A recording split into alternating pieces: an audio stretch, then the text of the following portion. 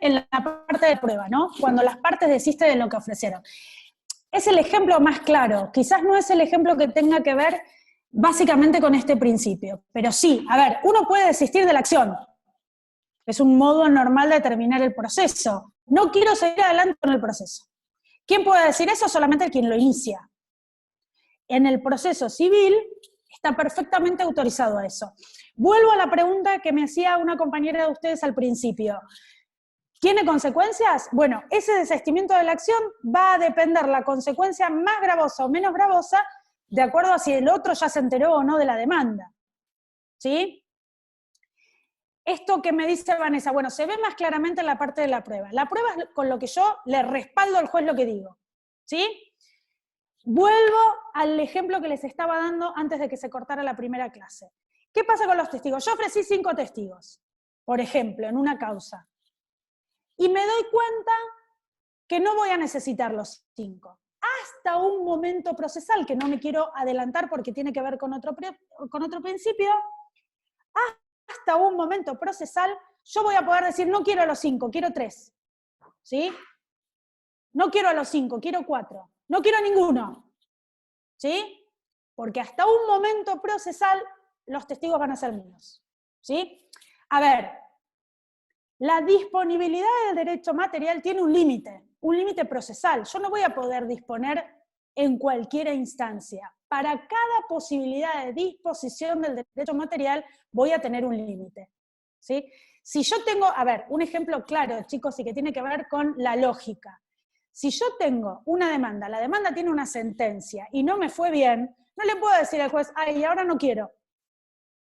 Si bien es el principio dispositivo me dice que yo tengo la disponibilidad del derecho material, no va a ser ilimitada esa posibilidad de disponer del derecho material.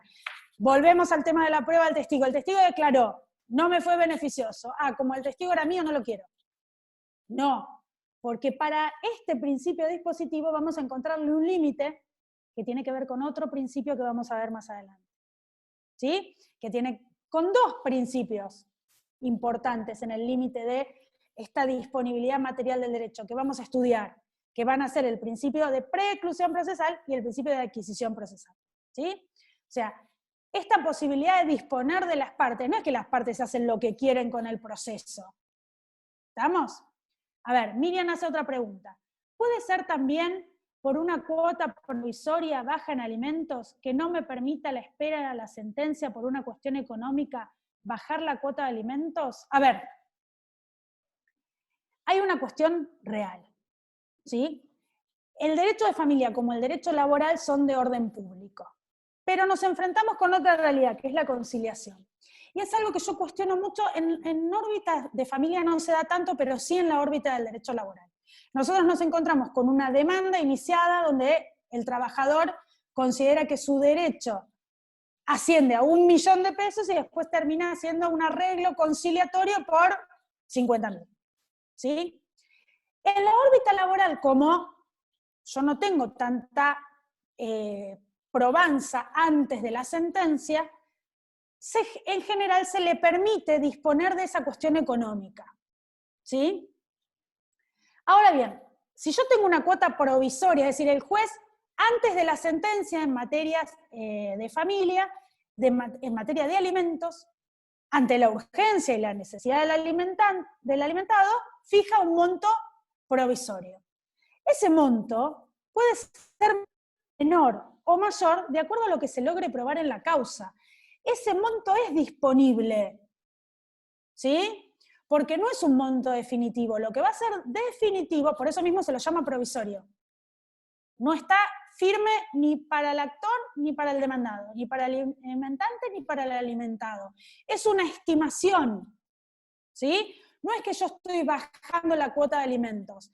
Estoy determinando un valor de la cuota que no es definitiva, porque la cuota de alimentos puede modificarse en cualquier momento, pero estoy disponiendo sobre los alimentos provisorios, no sobre los alimentos en sí.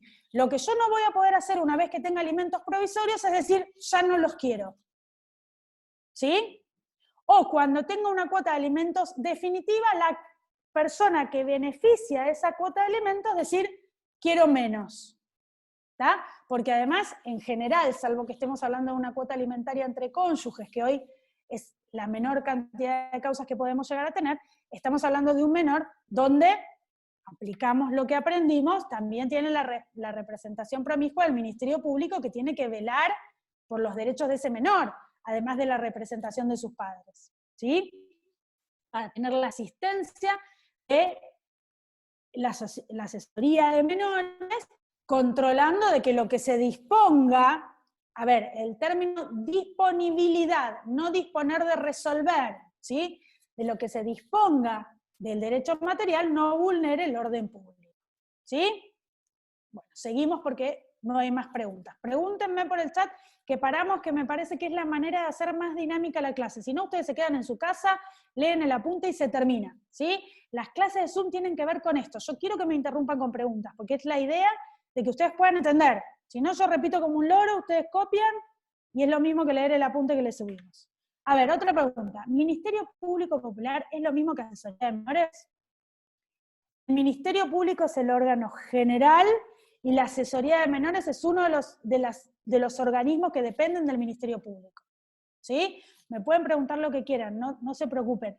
Yo creo que el doctor Basso subió un cuadro comparativo de cómo está integrado el Ministerio Público, ¿sí? Dentro del Ministerio Público Popular tenemos la asesoría de menores e incapaces, ¿sí? No son dos asesorías, es una sola.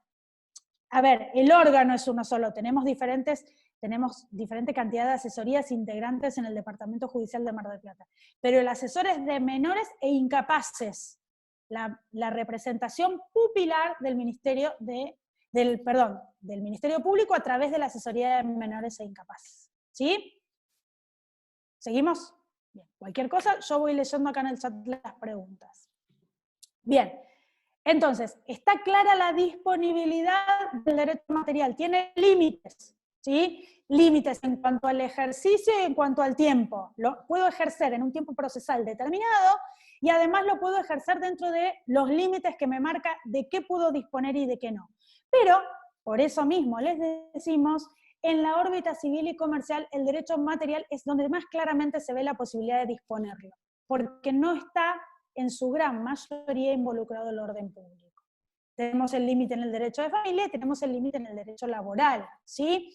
Ustedes saben que tenemos una ley de procedimiento laboral, una ley de procedimiento administrativo, una ley, por ejemplo, de violencia familiar que tiene que ver con la órbita de familia, donde nos marca que todo lo que no esté contenido en ella se va a aplicar de manera subsidiaria el Código Procesal, ¿sí?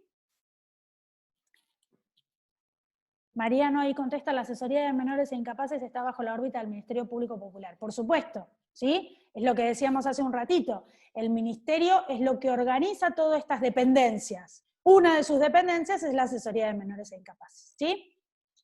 Que tiene mucha intervención en los procesos de familia, pero tiene intervención en donde haya como parte un menor o un incapaz, ¿sí? Declarado tal.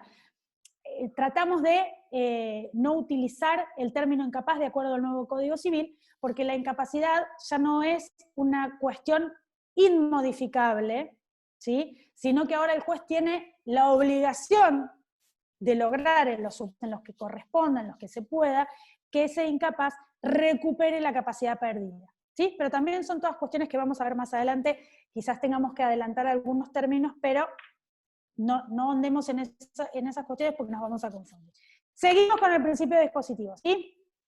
Otra de las cuestiones fundamentales de este principio es que el tema decidendum, sobre qué va a tratar la causa, lo marcan las partes, ¿sí? El tema de decidir en la sentencia son determinados por las partes, ¿sí? ¿A través de qué? De los escritos postulatorios. Yo digo lo que quiero, y a partir de lo que yo quiero, es a partir de lo cual el juez va a fallar, ¿sí? Volvemos al ejemplo que utilizamos para el desistimiento. Yo quiero que me devuelvan la cosa y por la cosa quiero una compensación económica, ¿sí? El juez no va a poder fallar más allá de mi pretensión, ¿sí? El juez va a tener que resolver sobre eso que yo le planteé, sobre eso que yo le llevé a la órbita de su juzgado o de su tribunal. No va a poder excederse.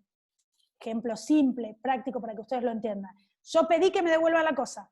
Pedí por esa cosa una compensación, el juez va a resolver si procede la devolución y si esa devolución procede, si además me tienen que pagar una compensación. Ahora, yo pedí que me devuelvan la posesión de un inmueble que está ocupado por un tercero que no tiene derecho. Pero no pedí ninguna compensación económica, ¿sí? El juez a lo largo del proceso podría advertir que a mí me causó un perjuicio, pero no lo pedí. Así esté probado el perjuicio, así esté individualizado el perjuicio. Si yo no pedí esa compensación económica, el juez no se va a poder extender más allá de lo que yo pedí. Y solo va a poder ordenar, en el caso de que corresponda, que me devuelvan la cosa. ¿Sí? No va a poder además determinar una compensación económica por todo el tiempo que yo no tuve la cosa en mi poder. ¿Está claro? Bien. Otro de los elementos fundamentales del principio dispositivo es el aporte de los hechos y de la prueba por la parte. ¿Sí? Cuando veamos los requisitos de la demanda, el Código Procesal en el artículo 330 claramente me dice que uno de los requisitos de la demanda es la redacción sucinta de los hechos de los cuales intento valerme. Yo tengo que decir qué es lo que pasó. ¿Sí? No hay otra persona involucrada en el proceso más que las partes para decir de qué hechos intentan valerse. Y sobre esos hechos, ¿qué prueba van a aportar para comprobarlo? Supongamos que una persona, vamos a un ejemplo práctico, en un juicio de daños y perjuicios por un accidente con un automotor, plantea que el 3 de febrero del 2020, transitando por la avenida Colón, un automóvil lo embiste y ese automóvil transitaba a gran velocidad por la calle Funes. ¿Sí? Pueden ser que sean paralelas porque yo no me aprendo las calles todavía. Pero bueno, supongamos que no. En cambio, la demandada, para intentar valerse, reconoce que transitaba por la calle Funes, pero dice que no transitaba a gran velocidad, sino que el automóvil perdió el control porque ese día llovía y el asfalto se encontraba mojado. ¿Sí? Puede ser un atenuante de la situación. Yo voy a tener que en la demanda, depende del lado en que esté, justificarle al juez lo que le estoy diciendo, porque el juez no estuvo en ese momento. El juez es un tercero imparcial que no presenció el acontecimiento y al cual le tengo que comprobar que lo que digo es cierto. ¿Sí? Entonces, viene el actor y me dice que lo chocaron y que además el auto transitaba a alta velocidad. Viene la demandada y me dice, yo no transitaba a alta velocidad.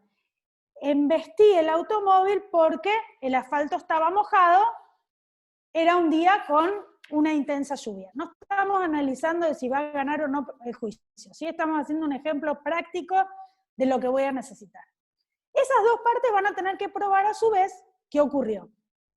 Supongamos que ofrecen testigos, van a ofrecer una pericial mecánica para ver si efectivamente se chocó o no se chocó, pero hay una de las partes que dice, ese día llovía. El juez no puede apelar a su memoria de si el 2 de febrero del 2020 llovía, supongamos, porque ese era el día del cumpleaños de su esposa y lo hacían al aire libre y no lo pudieron hacer porque llovía. El juez va a tener comprobado por la parte que esa situación ocurrió. Si la demandada no ofrece ninguna prueba que acredite tal circunstancia, cualquiera de la que intente valerse, un informe del Servicio Meteorológico Local, nacional, testigos que digan que llovían y que se mojaron, el juez no va a poder incorporar ningún elemento extraño a lo que incorporaron las partes para justificar su decisión. ¿Sí? Las partes dicen qué ocurrió o qué no ocurrió y tienen que probar el hecho positivo que dicen. ¿Sí? Hay un principio fundamental que es que en materia de prueba, que quien invoca un hecho debe probarlo. ¿Sí? Pero debe ofrecer la parte de la prueba. No puede el juez inmiscuirse en la prueba que no ofrecieron o que ofrecieron las partes. ¿Sí?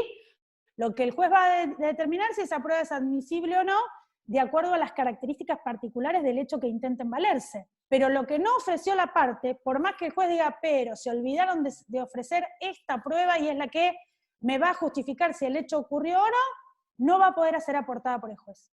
Quienes dicen los hechos, quienes invocan los hechos y ofrecen la prueba son las partes. Y eso tiene que ver con el principio dispositivo. Recordemos siempre que es un principio fundamental en el derecho civil y comercial. Vamos a ver que en su bilateral, en el principio inquisitivo que nombramos al principio, que tiene que ver con la órbita penal, no se desarrolla el proceso de la misma manera, ¿sí? Hay mucha más intervención del órgano jurisdiccional. Acá el juez se limita a observar y de acuerdo a lo que observa y le incorporan las partes, resolver, ¿sí?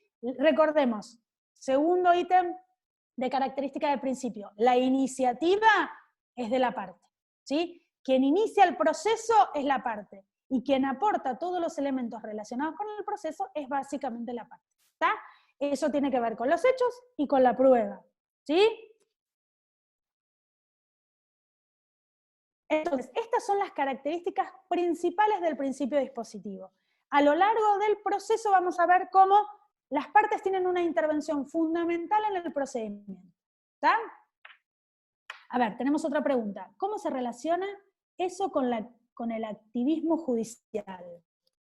A ver, ¿a qué quieren referirse con el activismo judicial? ¿A la intervención del juez, a la intervención activa del órgano? A ver, esa intervención activa tiene que ver en no inmiscuirse en cuestiones que no le están permitidas al juez, ¿sí?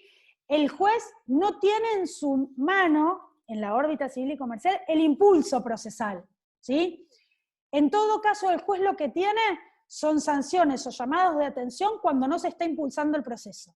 Tengamos en cuenta una cosa, nosotros nos quejamos en el ejercicio de la profesión de la demora que tiene el órgano en resolver.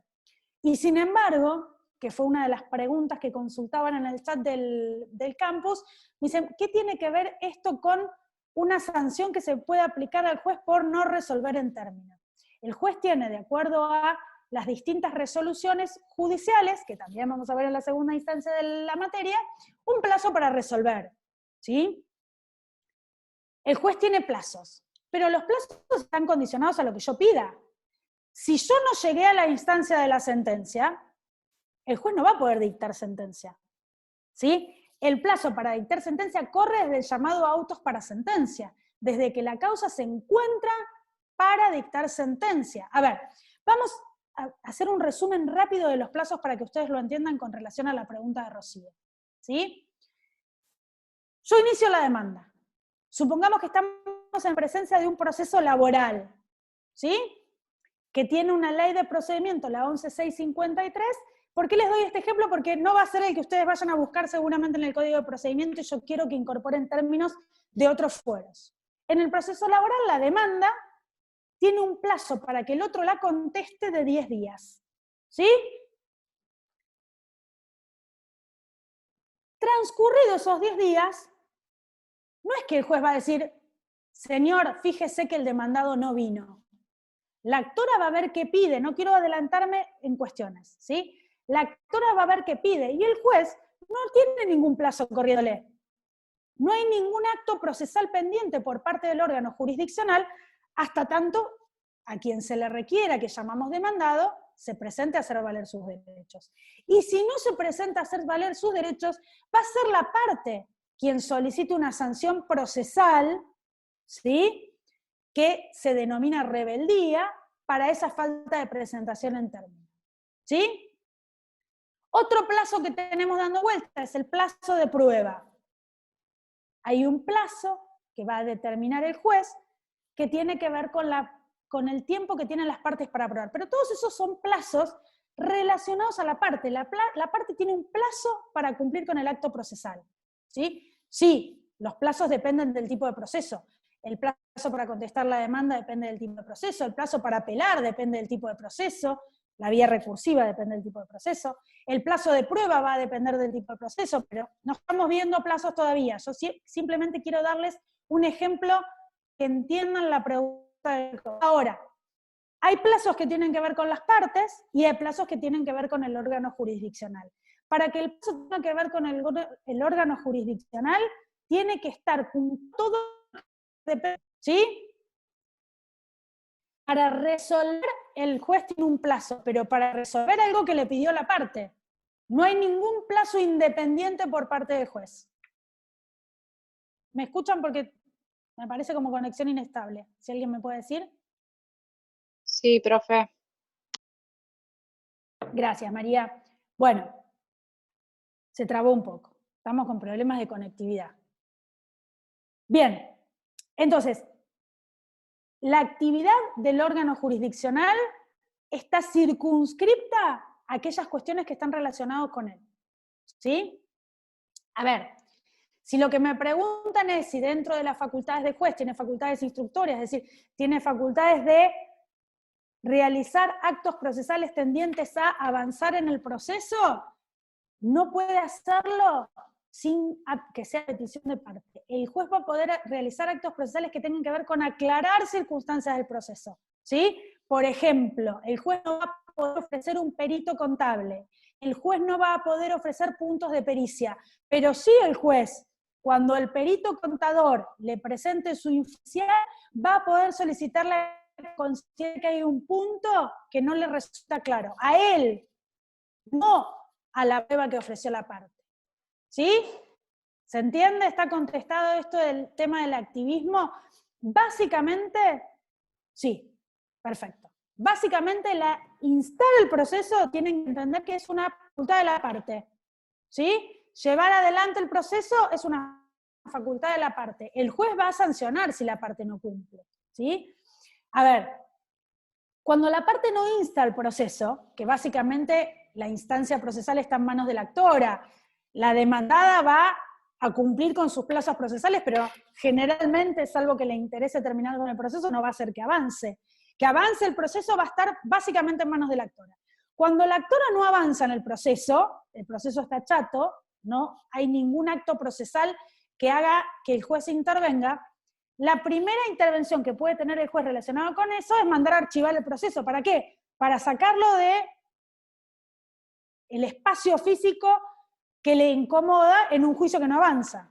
¿Sí? Esa es la sanción menos grave que puede tomar el juez. Pero tiene sanciones más graves, que es hacerle perder el derecho de seguir instando el proceso. ¿Sí? Que lo vamos a ver en la segunda instancia, no quiero adelantar. O la parte demandada puede solicitar la caducidad. Sí, Vanessa, puede solicitar la caducidad, es una forma normal de terminación del proceso. Yo lo que no quiero es adelantarme mucho porque quizás el resto de tus compañeros no tengan ni idea de qué se trata la caducidad, ¿sí? Vanessa dice, la parte demandada ante la falta de instar el proceso por la actora puede solicitar la caducidad. Sí, ustedes en esta instancia de la materia no tienen por qué saber qué es la caducidad, pero a partir de la pregunta de su compañera aclaramos, la caducidad es una forma normal de terminación del proceso, la normal es la sentencia, y es una sanción que se pone a la actora por no respetar el principio que estamos viendo, ¿sí? El principio de dispositivo, esto de instar la acción. Hay una sanción, porque es decir, usted no puede pedir y después irse del proceso. Tiene que pedir y terminarlo. ¿Está? Nos alargamos un poquito, pero quédense tranquilos que forma parte de la segunda mitad de la materia. Vamos a ver el segundo principio que tiene que ver con la frontalidad que dijimos, que es el principio inquisitivo. El principio inquisitivo, a diferencia del dispositivo, es un principio netamente de la órbita del derecho penal. ¿Sí? Y deriva del carácter indisponible de los derechos. Ya no tengo la disponibilidad del derecho. Deriva del carácter indisponible de los derechos. A ver, nos vamos a adelantar un poquito, yo no sé si todos ya cursan derecho penal, pero el derecho penal tiene dos cuestiones fundamentales. El delito, que es lo que estudia el derecho penal, puede ser un delito de instancia pública, un delito de instancia privada. ¿Sí? Hay delitos que tienen que ver con que en insta va a estar, la instancia va a estar condicionada a la parte, y otros delitos en los que el órgano tiene que investigar más allá de que la parte quiera o no. ¿Sí? Ejemplo simple y sencillo. Delito de instancia pública, se comete un asesinato, ¿sí? Supongamos que la persona fallecida no tiene familiares, por supuesto él no puede hacer valer sus derechos, nadie va a formular una denuncia formal con relación al delito, pero el órgano toma conocimiento de esa situación.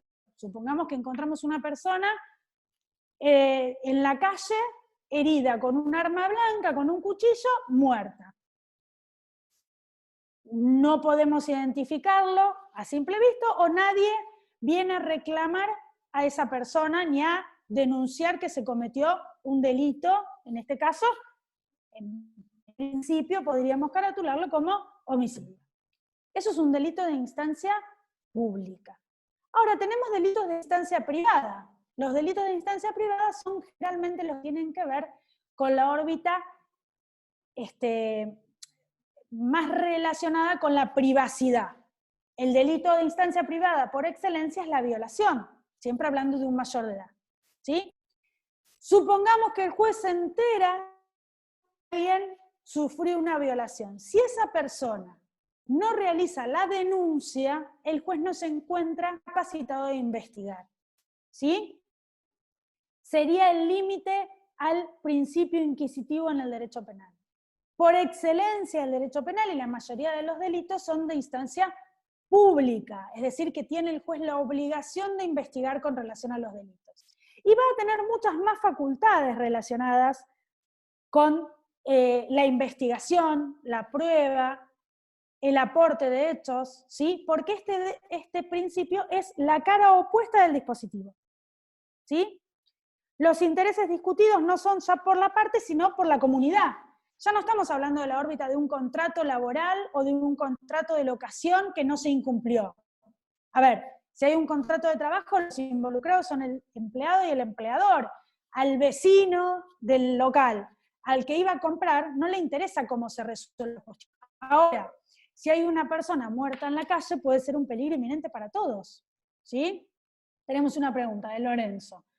Entonces, ¿el derecho penal de la órbita privada tendría más que ver con el principio de disponibilidad?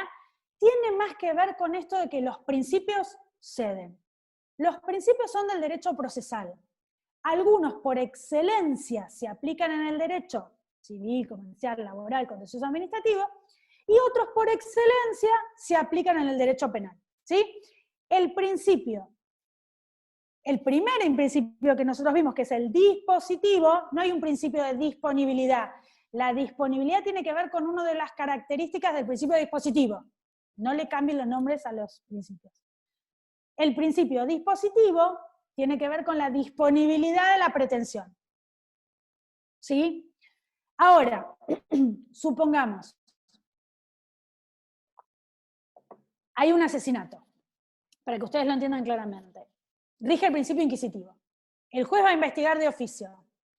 Aparece la parte, una parte, ¿sí? Un particular damnificado, que es la forma de denominar a uno de los involucrados en un proceso penal.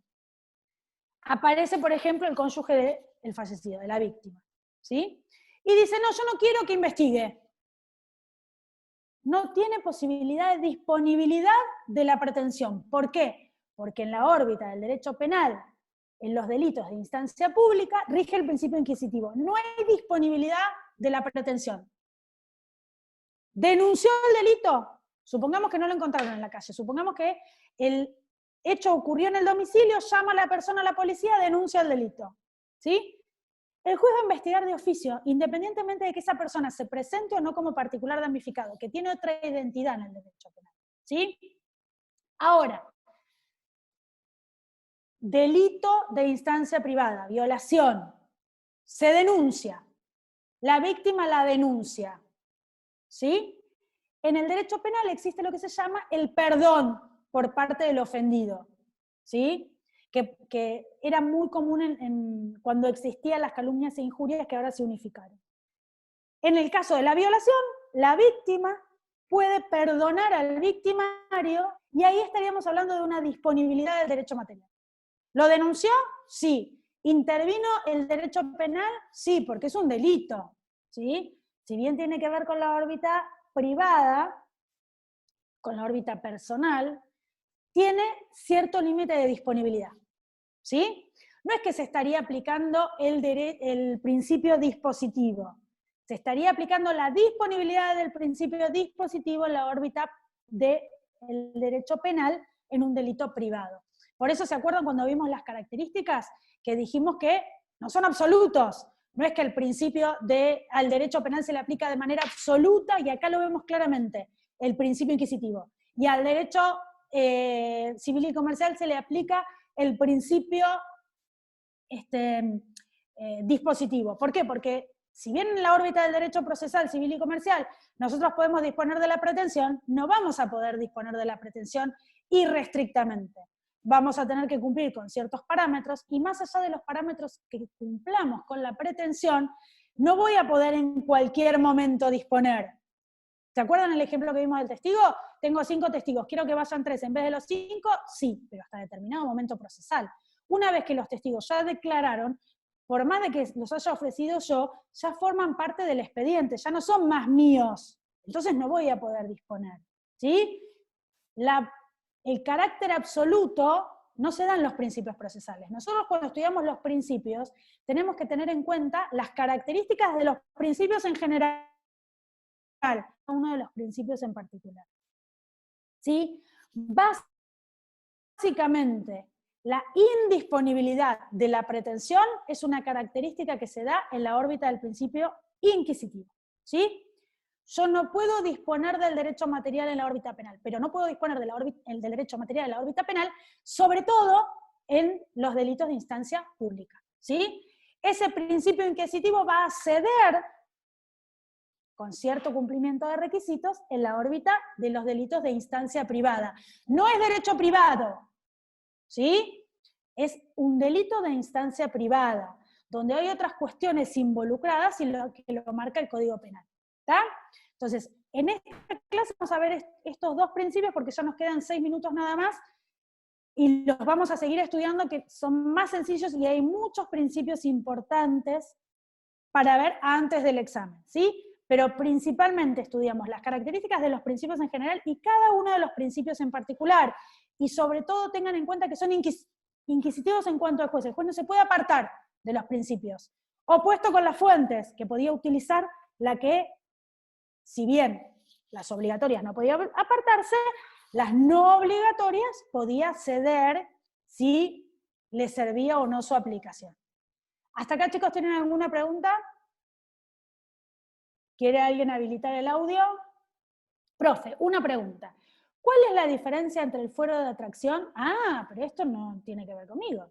Entre el fuero de atracción y la conexidad y la acumulación de los procesos. Ariana, yo creo que, bueno, a alguien le contesté esta pregunta que evidentemente surge la duda. Atracción, conexidad y acumulación. ¿Vamos a ver todos los que están en el archivo del campus? Sí, vamos a ver todos los principios, que son más, ahora te contesto Ariana, que son más que los que tienen ustedes en el programa, pero vamos a ver todos los principios porque son importantes. Los otros son más ágiles. Bien, voy con la pregunta de Ariana. Fuero de atracción, conexidad y acumulación del proceso. Básicamente tiene que ver con quién pide y cómo funcionan, ¿sí? La conexidad se solicita por la parte y hace referencia a que un proceso tiene relación con otro, ¿sí? La acumulación de los procesos tiene que ver con que no puede haber sentencias contradictorias, lo hago simple, ¿sí? Porque es una unidad que yo no les di, le tienen que preguntar a la doctora Villegas, que es la que se las dio, pero no los voy a dejar sin la pregunta. La acumulación del proceso tiene que ver con que no puede haber sentencias contradictorias, entonces necesitan ir parejos, ¿sí? Y el fuero de atracción se da en aquellos procesos que por alguna circunstancia su inicio trae a otros procesos. Por ejemplo, los procesos característicos son los procesos concursales, falenciales o sucesorios, que atraen ciertos tipos de procesos para que se resuelvan, se separan esos procesos y esperan a que el proceso principal se resuelva, ¿sí? O tienen relación directa con el resultado de ese proceso principal. ¿Está? El fuero de atracción lo resuelve el juez, acumulación del proceso lo puede determinar el juez o a pedido de parte, y la conexidad es a pedido de parte, ¿sí? Y tiene que ver con que se denuncie al inicio de la acción o en el proceso, si existiera, se tomará en conocimiento posterior. ¿Está claro eso? ¿Sí? ¿Alguna otra pregunta, chicos? ¿No?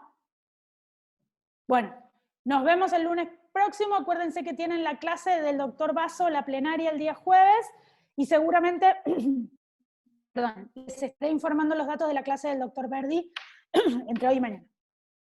Que tengan buenos días, chicos. Nos vemos. Gracias. Hasta luego. Hasta luego.